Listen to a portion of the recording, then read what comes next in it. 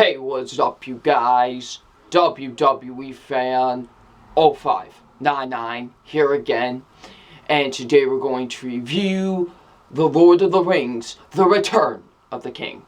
So, The Lord of the Rings, The Return of the King stars Elijah Wood, Ian McKellen, Sean Astin, Viggo Mortensen, Andy Serkis, Hugo Weaving, Orlando Bloom, and Liv Tyler. And what this film is about, it's about, Gandalf and Aragorn decide they're going to try to destroy Saruman's army so Frodo and Sam could, get closer to Marangord and destroy the ring. And, so to distract the army so they can get to destroying the ring. And Frodo and Sam really are having there's some conflicting stuff that's happening with them, so yeah. So what did I think of The Lord of the Rings, The Return of the King? Man, it's very rare when the third installment is my favorite of the three. In this case, it's one of those rare moments because Lord of the Rings, The Return of the King is incredible and is by far it's my favorite out of the three. It is so incredible, this movie. I loved The Lord of the Rings, The Return of the King. It is so incredible. It really is. So yeah. So let's get into my positives. And my positives are the acting with the film. The acting is absolutely tremendous from everybody. Elijah Wood, he is great as Frodo, really, in this movie. And, this really shows, I think this is the best he is in all three of the movies because he's starring, the Ring and Gollum are really conflicting him from Sam and really just trying to take him away from Sam. I like that character arc with Frodo, and how Elijah Wood did it was great, and I think he did an absolutely great job with that. Ian McKellen, of course, as Gandalf, he's just the boss.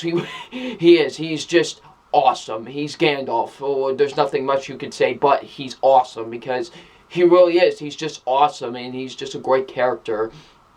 And Ian McKellen, of course, does a great job with that. Sean Astin as Sam, he's great as well. I thought he did a great job. Definitely, like I said, he tries to be the peacemaker with Frodo because of the ring, and he doesn't really, he's the only one, he sees what Gollum's trying to do, and, Frodo doesn't see that because he's so conflicted by him and the ring. So, I thought Sean Astin was great as Sam. Of course, Viggo Mortensen, my man, as Aragorn.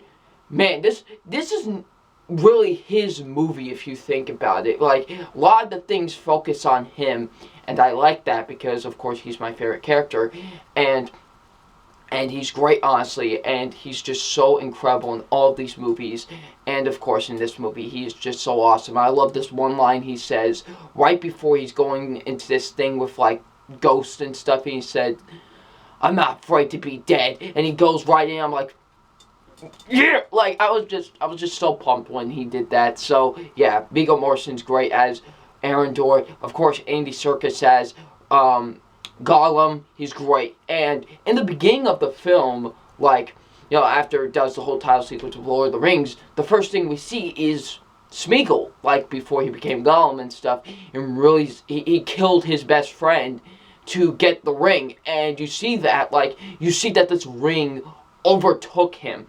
It just empowered, it was just conflicting him and changing him and destroying him, basically, and you see that all in that beginning. I like that character arc. We see what became of Gollum, and what Smeagol, he became Gollum, basically, and I like seeing that. Andy Serkis was great in the film, so yeah.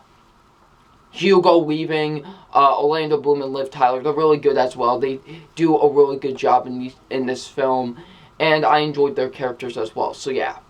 The action is, oh my goodness, this has the best action out of all three movies, because the battles that happen in this movie, especially the battle where Viggo Mortensen and Gandalf and their entire army take on Saruman's army, oh my goodness, just incredible. It really is. Just all the battle sequences are absolutely incredible. I love the action with the film. It's so intriguing and so investing, the action, it really is. And you fear for all of the characters, actually, in this film during those action scenes, because you don't know what's going to happen to them. Honestly, you really could think they could die. So, I like that.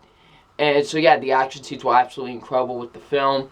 And how can I forget to talk about this in the other reviews? The music. The music is absolutely incredible. Like, especially the one for Rohan, I believe that's the name. That is by far my favorite song from any of these movies, is the one for Rohan, where they have, like, the flute and stuff. That is just incredible. The music is just beautiful. It goes so well with every single scene you see in the film. So, yeah, just the music's incredible. The ending to the film, I know a lot of people have problems with the ending and stuff, like, oh, there's way too many endings. I was fine with the whole long ending thing because it was great. There was like 2 moments where I almost teared up. Like, I was almost about to cry because of just how emotional it was. And seeing that, and it was just great. It wraps everything up perfectly.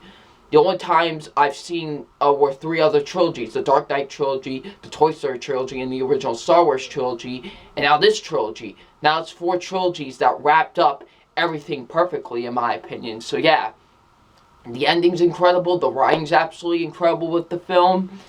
You know, the directing by Peter Jackson, of course. Like I said about the others, he takes you out of reality and puts you in this world.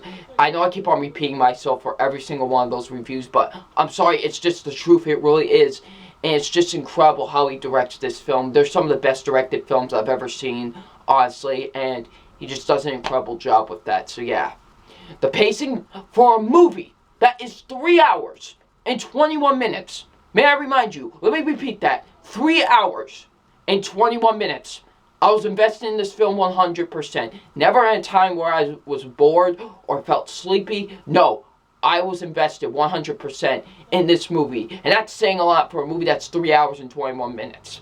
That's saying a lot. Plus, this actually beats now Titanic for the longest film I've ever seen in my life, because originally it was Titanic at 3 hours and 16 minutes. Now it's Lord of the Rings Return of the King at 3 hours and 21 minutes. So, thought you would want to know that. So, yeah. Overall, guys, The Lord of the Rings, The Return of the King is incredible. It's epic, incredible, and just amazing. Those are the 3 words you have to use for this film, because it's just such a perfect final installment to a franchise. And it wraps up everything perfectly. I love the film, so yeah. So it's time for my official grade on The Lord of the Rings, The Return of the King. And my official grade on The Lord of the Rings, The Return of the King is an A+. For the 3rd time in history of me seeing films, this is the 3rd time in history where all 3 films in a trilogy got an A+. The only last 2 times that happened were the original Star Wars trilogy and the Toy Story trilogy. Now make that 3 with the Lord of the Rings trilogy. That's officially now 3 trilogies that all films got an A+ from me. So yeah, and it so deserves it, because it's absolutely incredible. If you've never seen Lord of the Rings, The Return of the King, please see it. So yeah. So, what did you guys think of The Lord of the Rings, The Return of the King? Leave in the comment section below. I'm WWE Fan 0599, and we'll see you all tomorrow for my review for The Hobbit, An Unexpected Journey. Peace.